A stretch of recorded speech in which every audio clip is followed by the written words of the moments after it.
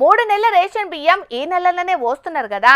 ఇక నెల రోజులు మొత్తం బియ్యం పోస్తామని చెప్పి ఇప్పటికీ 17 రోజుల సంది బియ్యం పోస్తూనే ఉన్నారు రేషన్ డీలర్లు.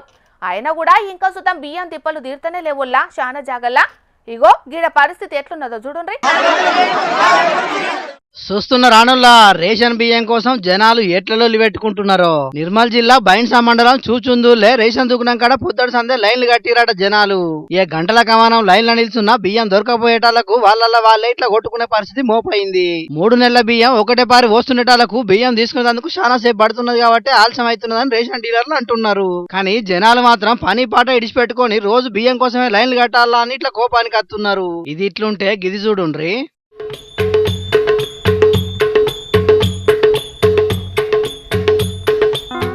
మందు బత్తాల కోసం యూరియా బత్తాల కోసం కదా లైన్లలో చెప్పులు పేపర్లు సంచులు పెట్టినట్టే ఈడ సుతం రేషన్ బియ్యం కోసానికి ఇట్లా సంచులను లైన్లో పెట్టిండ్రు.